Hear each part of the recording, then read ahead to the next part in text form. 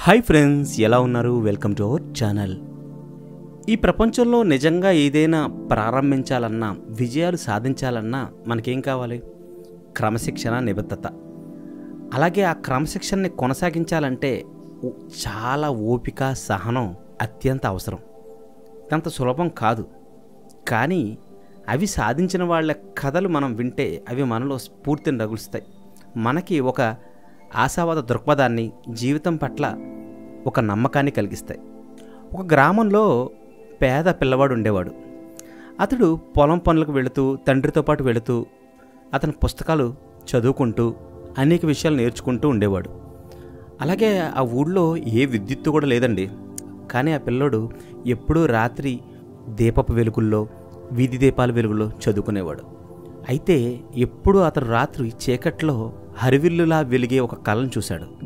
ఒకరోజు నేను రాకెట్లు తయారు చేస్తాను, నా శాస్త్ర జ్ఞానంతో దేశాన్ని గర్వపడేలా చేస్తాను అనే ఒక లక్ష్యాన్ని ఉంచుకున్నాడు. ప్రతిరోజు ఉదయం 4 గంటలు లేచేవాడు. చిన్న వయసులోనే జీవితాన్ని బాధ్యతగా అర్థం చేసుకున్నాడు. మొదట్లో ఇంటి కోసం నీళ్లు తేవాలి, ఆ తర్వాత కొంచెం డబ్బు సంపాదించడానికి పత్రికలు పంచేవాడు. అవన్నీ చేశాక పాఠశాలకు వెళ్ళేవాడు. రాత్రి 10 గంటల వరకు ఏదో పని చేస్తూనే ఉండేవాడు. అలసిపోయినా సరే నిద్రను త్యాగం చేస్తూ తర్వాతే చదువును కొనసాగించాడు. అతడు మిగతా మామూలు పిల్లల ఆటలు ఆడలేదు, టీవీ చూడలేదు. అతని కల మాత్రం దేశాన్ని ఆకాశం దాటి తీసుకెళ్లాలని ఉండేది. ఆ కల కోసం ప్రతి క్షణం తన జీవితాన్ని అదుపులో పెట్టుకున్నాడు. సహనంతో ప్రయత్నాలు చేస్తూనే ఉన్నాడు. అతడు తిన్నది తక్కువే, కానీ త్యాగాలు చాలా ఎక్కువ. ఆడుకున్నది తక్కువే, కానీ ఆశయాలు చాలా గొప్పవిగా ఉండేవి. పెరిగింది ఒక చిన్న నగరంలోనే, కానీ ఆలోచనల పరిమాణం మాత్రం విశ్వం అంతటి పెద్దవిగా ఉండేవి. అతడి జీవితం మనందరికీ ఒక సందేశం. పరిస్థితులు ఎలాగైనా ఉండొచ్చు, ఏవైనా ఉండొచ్చు, మనం ఎక్కడైనా ఉండొచ్చు. కానీ మన కలలు నిజం అవ్వాలి అనుకుంటే మనకు క్రమశిక్షణ, నిబద్ధత, కృషి ఇవన్నీ మన జీవితంలో భాగాలవ్వాలి. ఆ చిన్నపిల్లవాడు ఎవరో కాదు, ఎంతోమంది యువతకు ఆదర్శమైన మన ఏపీజే అబ్దుల్ కలాం గారు. ఇంకో కథ. చదువు అనేది ఒక హక్కు అనే విషయం తల్లిదండ్రులకి తెలియని సమయంలోనే, రోజు తినే భోజనం దొరకని రోజుల్లో ఒక చిన్న పిల్లవాడు ఒంటిమే చాలా తక్కువ దుస్తులతో అడుగడుగున అవమానాలు ఎదుర్కొంటూ మైళ్ళ కొద్దీ ప్రయాణిస్తూ తన జీవితాన్ని చదువుతో రాసుకుంటూ ముందుకెళ్ళాడు. అతని చదువు ఒక ఉద్యోగం కోసం కాదు, డబ్బు సంపాదించేందుకు కాదు. అతడు ఎదుర్కొన్న అంటరాని తన భావనలు ఎదుర్కోవడానికి, అతను అనుభవించిన అవమానాల్ని ప్రశ్నించేందుకు, ఎంతోమంది సమాన మానవ హక్కుల కోసం, సామాజిక సమానత్వం కోసం అనే నినాదాన్ని అందరికీ తెలియజేసేందుకు ఎంతో కష్టపడ్డాడు. చదువునే ఒక ఆయుధంగా చేసుకున్నాడు. తల్లిదండ్రులున్నా సరే అతనికి కావలసినంత ప్రేమ దొరకలేదు. స్కూళ్ళున్నా సరే అందులో సరైన స్థానం అతనికి దొరకలేదు. కానీ ఆయన చూపిన పట్టుదలకి ప్రపంచం తలవంచింది. తను వెళ్లే దారిలో తలుపులు మూసేసినా సరే జ్ఞానం అనే తాళం చెవితో ఆ తలుపుల్ని తన శ్రమతో తెరిచాడు. అతను ఎవరో కాదు, ఈ దేశానికి ఒక రాజ్యాంగాన్నిచ్చిన గొప్ప మనిషి. ఎంతోమంది పేదల కళ్లల్లో కన్నీళ్లను తుడిచిన మహానుభావుడు డాక్టర్ భీమ్రావ్ రామ్జీ అంబేద్కర్ గారు. ఇప్పుడు ఇంకో కథ. ఒక పేద యువకుడు, మంచి చదువు ఉన్నా ఉద్యోగం లేదు, కుటుంబానికి పోషణ చేయాలన్న బాధ. కానీ మనసులో మాత్రం ఒక మాట తిరుగుతూనే ఉంది: ఈ దేశం ఎందుకింత వెనకబడి ఉంది? యువత అంతా ఎందుకు బానిసల్లా మిగిలిపోతున్నారు?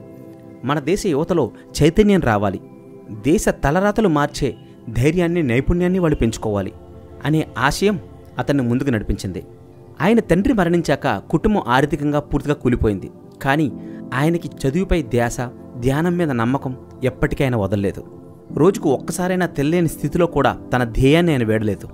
భారత యువతలో ఆత్మవిశ్వాసాన్ని నింపాలి, వారిలో ఆధ్యాత్మికంగా, నైతికంగా, శారీరకంగా శక్తివంతులుగా వారిని చెయ్యాలి. అనేక నిరాకరణలు, అవమానాల తర్వాత అమెరికాలో చికాగోలో జరిగిన ప్రపంచ మత మహాసభలో పాల్గొన్నారాయన.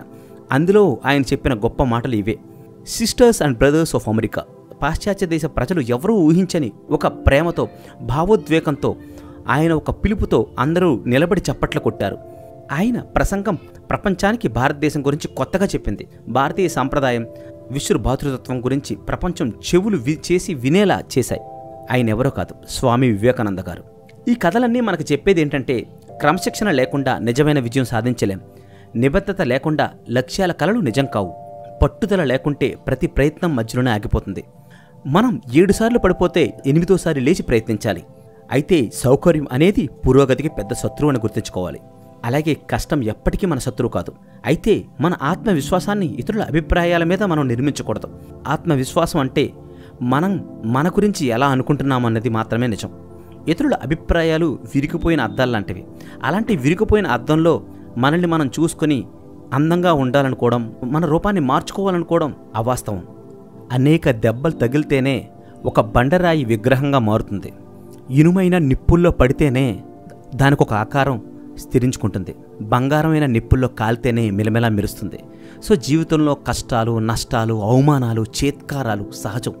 వాటి నుంచి భయపడి పారిపోయినా, మన జీవితాన్ని ముగించిన దానికి మించిన పిరికితనం లేదు. ఓటమంటే ఓడిపోవడం కాదు, ప్రయత్నించకపోవడం. ఆ ప్రయత్నాల్లో కష్టం వచ్చినా, నష్టం వచ్చినా, తప్పులు దొర్నినా వాటి నుంచి నేర్చుకుంటూ ముందుకు సాగినవాడే విజయాన్ని సాధిస్తాడు. ఈరోజు మిమ్మల్ని ఎన్నో మాటలు అన్నోళ్లే మీరు విజయం సాధించిన తర్వాత మీ గురించి పొగుడుతాయి. మన విలువను మనమే తెలుసుకోవాలి. ఇతరుల మాటల్లో కాదు, మన కృషితో మన విలువను మనం అందరికీ నిరూపించగలగాలి. ఒక విషయం మనం గుర్తుంచుకోవాలి. ఎప్పుడైనా సరే, మీరు ఎప్పుడైనా ఒక శవపేటికను చూసారా? డబ్బు ఎంత సంపాదించారన్నది కాదు ముఖ్యం, దాన్ని మీరు ఎలా ఉపయోగిస్తున్నారు అన్నదే అసలైన విలువను మన జీవితానికి తెచ్చిపెడుతుంది. దానికోసం మన గిఫ్ట్గా వచ్చిన ప్రతి టాలెంట్ని మనం వాడాలి. మన బలహీనతను తెలుసుకోవాలి, నైపుణ్యాన్ని బలంగా చేసుకోవాలి. అలాగే ఇతరులకి వాటిని పంచాలి. అది ప్రేమ కావచ్చు, ఓర్పు కావచ్చు, సహాయం చేయగల శక్తి కావచ్చు, ఏదైనా సరే.